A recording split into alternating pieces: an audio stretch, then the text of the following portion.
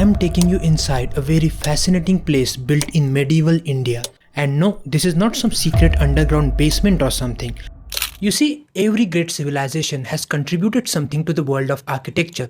Egypt gave the world pyramids, Greece gave the world Corinthian columns, and India gave the world stepwells, which elevated the humble act of collecting water into an extravagant piece of public theatre. We are going inside one such stepwell. This 500-year-old structure is 5 stories deep and is designed in 5 levels. Each level is provided with finely sculpted pillars, and the builder has also provided stone ledges for people to rest. This stepwell was built during the reign of Mahmud Begada, the ruler of Gujarat Sultanate. But the question is, why did they build it? There are nearly 3,000 stepwells in India. Some were once owned by wealthy merchants, some by royal families, and some were built for public use. They had 3 purposes. Queens and princesses of the royal families used them for bathing and entertainment. I am inside this stepwell and I sense a frightening silence. But imagine all those centuries ago, musicians played their instruments inside while members of the royal family swam, played with water, and enjoyed the natural cooling effect of the stored body of water during summer. Most of the stepwells are located in the Indian states of Rajasthan and Gujarat. Why? Because people here experience smoldering heat during summer days, and back then these stepwells used to provide them relief from that extreme heat. Secondly, they were also used for various religious practices, and lastly they were used by common people for water. But not everyone could use it. The irony is that the laborers and masons who built these stepwells were not allowed to use them. Why? Because of India's rigid caste system. People from lower castes were not allowed to use public water reservoirs. The stepwell I visited served as a resting place for travelers. I understand why. It is summer, the temperature outside is 43 degrees Celsius, yet when I am inside, I hardly sense any heat. It is very cool and pleasant inside. The walls of this stepwell contain Sanskrit as well as Persian inscriptions.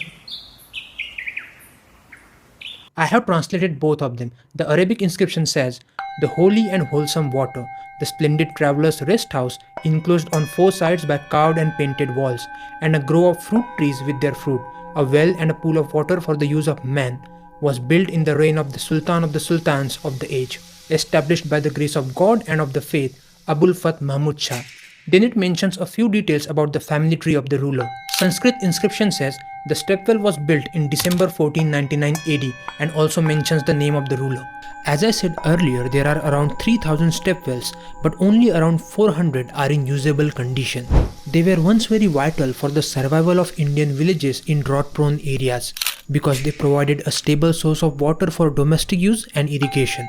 But with time, new modern water systems were invented and people just forgot about them until now. I am about to present some shocking info here.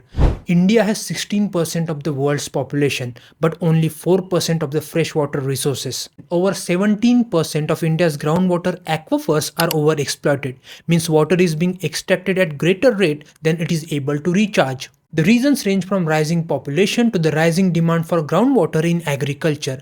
But what exactly is an aquifer? This is a very old well we have at our house. We are totally dependent on it for water. Now look inside. Where do you think the water comes from? Are there giant rivers flowing beneath the earth's surface? No, it is the work of rocks such as this.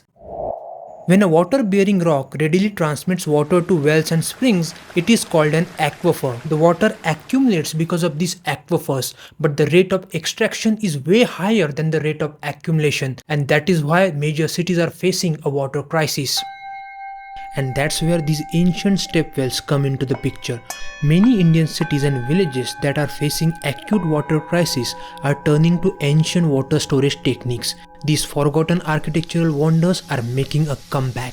A growing number of conservation architects, historians, and urban planners are fighting to restore them to their original state. They are trying to demonstrate how a rainwater harvesting system can have a significant impact on boosting the groundwater level. Meet Mr. Kieron Ronsley, a French-born Irishman. This great man has spent the last 5 years of his life cleaning the stepwells of Jodhpur, a city in Rajasthan. People call him the Aquaman of Jodhpur. His efforts have led to the cleaning of 10 precious reservoirs. He said in an interview, When I came to Jodhpur sometime in the later half of 2014, I saw these beautiful stepwells, but I was shocked to see these ancient and unique water harvesting systems going derelict. So I decided to devote my time to cleaning these places and trying to bring them back in good shape. With all the technological progress our society has made, we often look down on techniques and systems that were used by our ancestors.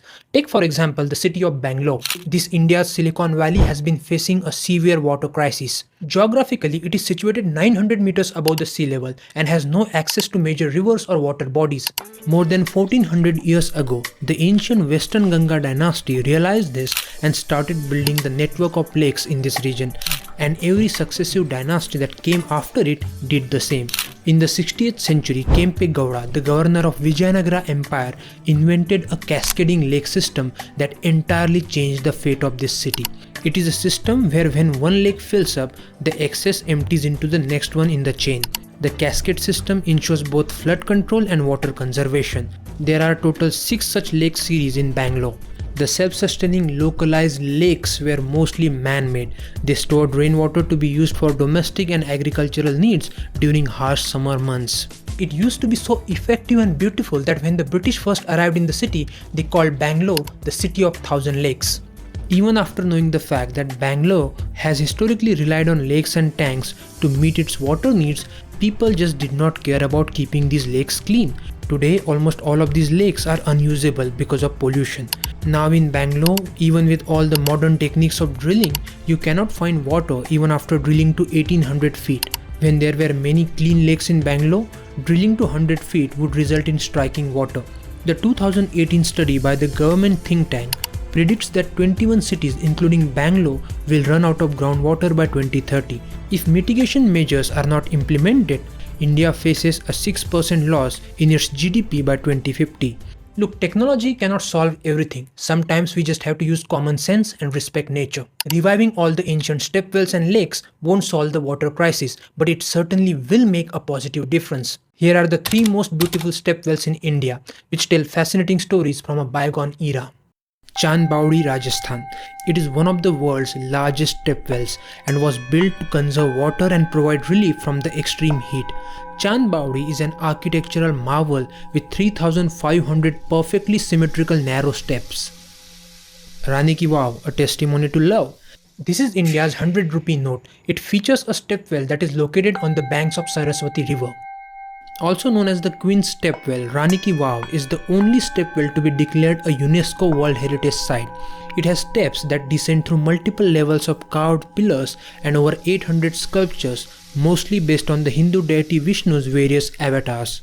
Back then, it also had one escape route built for the royal family at the bottom level.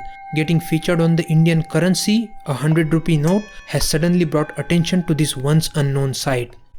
Number 3. Adalat Stepwell, a tale of love and sacrifice. It was commissioned in 1498 by Queen Rudabai, the wife of Waghela dynasty ruler Rana Veer Singh, who ruled over a small kingdom known as Dandai Desh. There is a very tragic story behind the construction of this stepwell. According to legend, the kingdom was suffering from a severe water shortage, so the king decided to construct a large stepwell. But while construction was under progress, he died in a battle with the Sultan of Gujarat.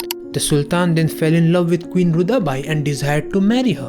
The queen agreed to the proposal on one condition: Sultan Mahmud Begada must finish building the stepwell.